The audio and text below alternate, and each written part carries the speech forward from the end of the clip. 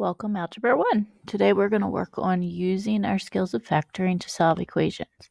So in order to do that, you have to understand this first property, which is called zero product property.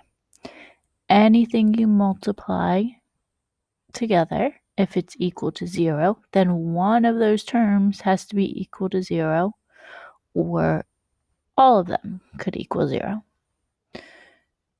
So what does that look like with our factoring? So if the product of two factors is 0, then at least one of the factors must be 0. So you can find what the variable could equal in the equation by factoring and setting the factors equal to 0. So you're going to have this table you can fill in for your notes and then some practice today. So I'm going to walk you through a couple examples. So in this first example, I already have something that's factored. 2d plus 6 times 3d minus 15 equals 0. So the equation's already set equal to 0 and already factored. So this is the easiest setup. It's already set to go. So now you're going to set each factor equal to 0. So 2d plus 6 equals 0. And 3d minus 15 equals 0.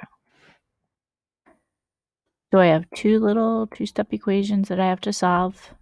So I set them both equal to 0, and then I solve. So if I were to solve the first one, I would get 2d equals negative 6. And then I would divide by 2. So that answer would be d equals negative 3. If I solve the second equation, I would add 15 to the other side, so 3d equals 15, divide by 3, d equals 5. So my answer to this equation is two answers, negative 3 and 5. Either answer would produce a product that gives you 0. So when I put negative 3 back in up here, that turns this factor to 0. If I put 5 back into this one, that turns this factor equal to 0, because 15 minus 15 is 0. Now the second example, it's not set equal to 0. So I would first set it equal to 0. So c squared minus 3c equals 0.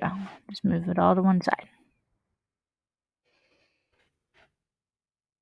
Now I have to factor.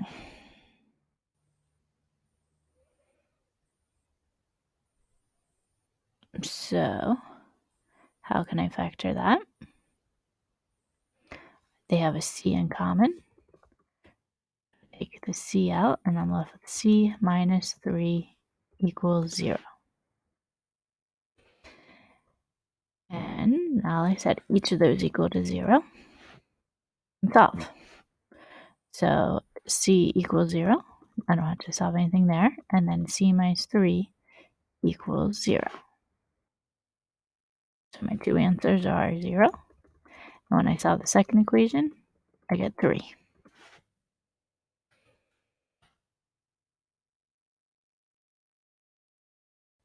So if it's factored, you just set each factor equal to 0 and solve them. If it's not factored, make sure it's equal to 0 before you factor. And then use one of our methods from factoring, either GCF or by grouping. So this was only 2 terms, so I factored by GCF. Then I set each factor equal to 0.